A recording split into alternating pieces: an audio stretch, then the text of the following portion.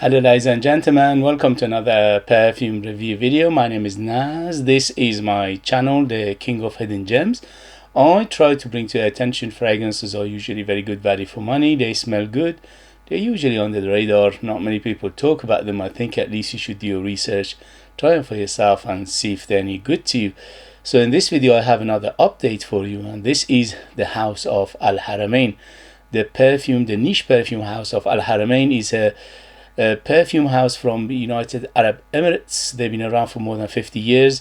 They have a super extensive perfume lineup in their portfolio. They are very well known in the fragrance community. I was one of the first, if not the first, to introduce the brand Al Haramain, the perfume house of Al Haramain, to the community. And since then I unboxed and reviewed many of their fragrances before, and for the price they are very impressive. So House of Al Haramain is not only a true house because they make everything inside the company, from the raw material to the final products, but they are a true niche house because they don't make anything else apart from perfumes and perfume related products. So one of the things they are very well known for is their quality. The quality is almost on par in the Middle Eastern houses. They are at least a head and neck above everybody else, apart from maybe House of Ahmed al-Maghribi, House of Abdul Samad al-Ghuraishi. So Abdul Samad al-Ghuraishi is true basically a true star in their the Middle Eastern brands, but they are pricey and expensive. So after the Abdul Samad al-Ghuraishi, which is number one in terms of quality in Middle Eastern houses, Al Haramain, in my opinion, my nose and my experience, they are number two, at least in terms of quality and ratio for what you pay and what you get. They have 3 tiers of perfumes. Some of them are affordable, some of them are mid-tiers, some of them are expensive. This one is from their affordable line, from accessible line, from reasonably priced line, and this one is called Al Haramain Precious, and what a name it is, and it's very appropriate. This one is EDP 100ml. I paid under £30 for it, and for that price this is a bargain. Beautiful perfume, very reminiscent of classical world, very reminiscent of 70s and 80s perfumery in here. In terms of presentation, is very good, especially for a price under £30. The box itself is very nicely designed, protects the bottle perfectly. The bottle itself is quite a nice looking bottle, it's quite a nice weight to it, and the atomizer is pressurized. So again, under £30 they give you everything plus the kitchen sink from the house of Al Haramain. So let's talk first thing first, longevity on this one. I would say on my skin went up to 8 hours easy. The only thing is, in terms of projection, is not a huge projector. I would say about maybe an hour to an hour and a half. You get an arm length of projection for an hour and a half, and after that it will slowly subside. Well, you just have a medium bubble, medium cloud, and a medium trail. I went with 10 sprays of it, and that was ample enough for me to smell it all day. So on my skin, my environment, my climate, and my nose went up to 8 hours easy. And in terms of t-shirt and materials, goes easily up to 10 hours, because the next day I woke up, I could still smell it on the materials. So it's a very good performer, especially for the price, especially for a fresh to semi-fresh fragrance. This is what is classified as. And so in terms of longevity, very good. In terms of projection, good, moderate to good. So it's not a massive projector, it's not a beast projector, unless you go heavy, maybe go 12-14 sprays plus, and then it would project probably much better. And also don't forget, at the moment we are in the middle of winter and it's very cold out there, and winter have an effect on perfume which they will basically close to your skin anyway. I think this one in a warmer weather, or maybe in the spring and autumn, would be much louder, and also in the summer. So I think this one in summer and spring and autumn would be much louder and perform better in terms of projection.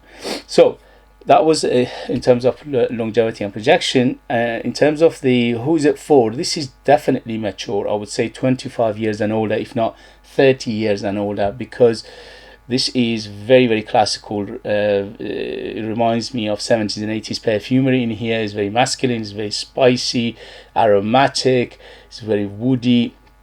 All these things making it very reminiscent of that era. So you need to like your classical fragrances to enjoy it. If you don't like classical fragrances, if you don't like old school perfumery, this is not for you. In terms of gender, this is very masculine, yes, because it reminds me of two very masculine perfumes from the 80s era, which is one of them is Guy Lorsch Drakkar Noir, and the other one is Davidoff Cool Water. So both of those are quite masculine fragrances. But again, perfumes, scents, fragrances don't have gender. It's all marketing BS. Don't fall for it. If you like a perfume, wear it. If you don't like a perfume, don't wear it. As simple as that. We've been conditioned for the last 100 years to think perfume have gender, but in reality they don't. For thousands of years, perfumes just was perfumes. They started it with the marketing in 1920s and 30s, and since then they divide and rule, or they divide and sell more. Okay, so if you like a perfume, wear it. If you don't like perfume, don't wear it. As simple as that. So in terms of occasion, this is very versatile. You can dress up, dress it down, formal, informal, daytime, nighttime, special occasion, casual. You can wear it to a wedding, you can wear it to work, you can wear it to gym, anything you want. It's very versatile. This could be easily somebody's signature scent. Is that good? And in terms of season, all year round, best time for it, I think, is summer, autumn and spring. But you can wear it in winter as well, because this is just basically very nice fragrance, and it performs fine in winter as well. So let's get to the perfume itself. As I said, it reminds me of two fragrances, somehow in between those two, or a mixture of those two.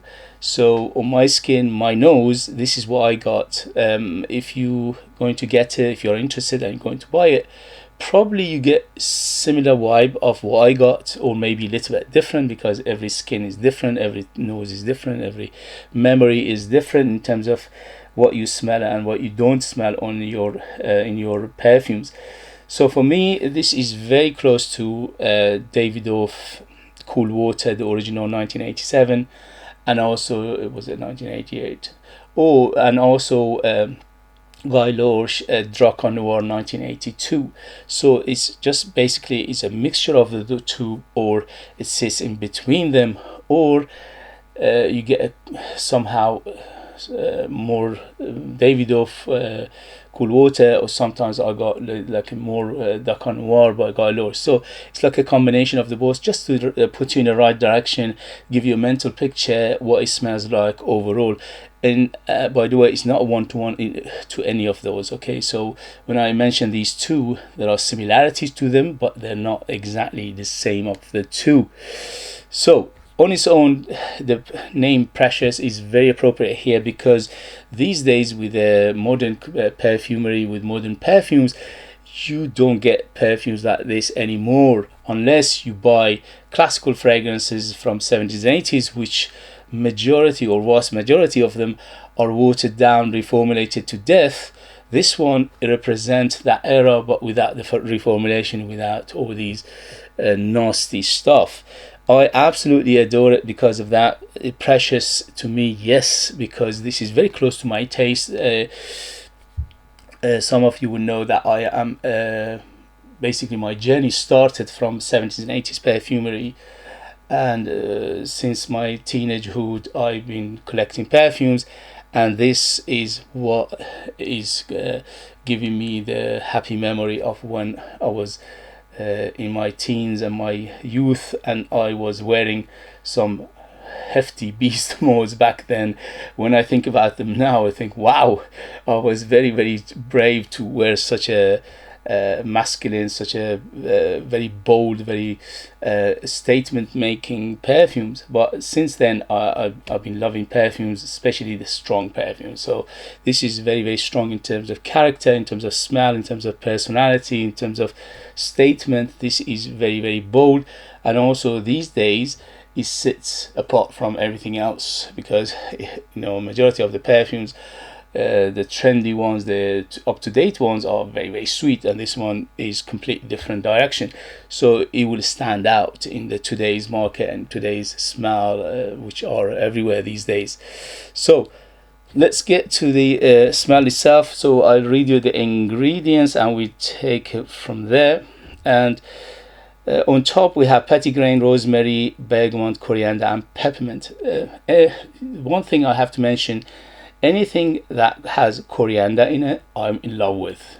I realized this a few years back, that every time I buy a fragrance or a perfume that has got coriander in it, I'm just completely gravitate towards it. So for me, just the note coriander in here is enough to make me happy to gravitate towards this perfume. But on top of that we have rosemary as well. So the rosemary and the coriander in here giving it that herbal green feel. So it's very herbal, it's very green, it's hint of camphorous in here, and also a little bit leafy, a little bit grassy. So you need to like this kind of fragrances to enjoy it. The petitgrain here giving it another aspect of leafiness as well. So we're giving it a little bit of fruity feel, a little bit of that green aspect, of little bit of leafy aspect. And the bergamot and peppermint here giving it a little bit of zestiness plus that minty feel. The minty feel is not a huge player, but it is there in the beginning, especially for the first 30 minutes to an hour. There is a little bit of minty, menthol, a little bit of that tingling feeling in your nose when you smell that kind of notes. So it opens up very bright, very happy. So it opens up like a very fresh fragrance. So it is fresh when it opens up. Later on it becomes a little bit darker, so it becomes semi-fresh. So overall this is fresh to semi-fresh fragrance. And also I classify this fragrance as aromatic spicy. So this is aromatic spicy to my nose. So in the mid we have juniper berry, cypress, geranium, jasmine and lavender. So the lavender and the juniper berry in here, they're gonna that aromatic feel. So this is very, very aromatic. This is another aspect of it which makes me feel from 70s and 80s perfumery, because in those eras they put lavender and also violet leaf in so many perfumes, and they utilize it in a big way, and then here is very apparent as well. So you're getting a big aromatic aspect which is coming from the juniper berry and the lavender in here, which is giving it a beautiful aromatic plus little bit of that medicinal feel, little bit of that boozy feel as well from the juniper berry. The cypress here giving it another aspect of greenness, the leafiness, the woody aspect of this fragrance. Geranium is very, very big in here as well. So the geranium giving it that classical feel as well, because geranium is one of those notes that was utilized back in the 70s and 80s a lot. Jasmine, I don't get that much, maybe just a hint of jasmine in here just to soften it. The jasmine and the sandalwood in here are mainly soft maker and smooth maker, plus a little bit of vanilla, which I'm not mentioning. But the vanilla in here is not a sweet vanilla, it's more like a classical vanilla, which is making this the fragrance smooth. Oak moss is very, very big in the base, which is very nice oak moss in here. But the oak moss in here is not uber masculine. Is, shall we say, is not soft, but it's not huge and rugged either. So it sits in between. So it's a nice oak moss, and you feel it, and it's there, and it's very rocky, very earthy feel to it, a little bit watery feel to it. But it's not a huge player. It's mainly in the background with the woods. The woods on here are sandalwood cedar combination, which is very, very smooth and also very clean. Overall this fragrance is quite clean, it's quite soapy, it's clean, it's herbal, it's fresh. So you see where it's going. The amber in here is effervescent amber, so it's very effervescent, it's see-through, it's very transparent amber. And the musk in here is quite soft. Yes, it's giving it a hint of powderiness in here from the musk, but it's very, very small amounts, not too much. and also is very clean. Again, the musk is very clean overall.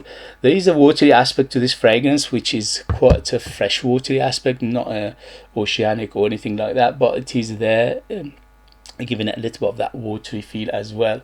So if you like the description of the fragrance, you like this.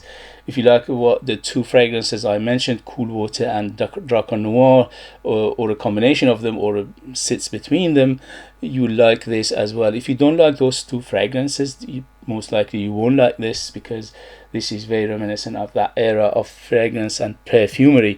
So overall, I'll give it 2 thumbs up. Yes, yes, yes. I absolutely love it. I superbly enjoyed it for the last 2 days.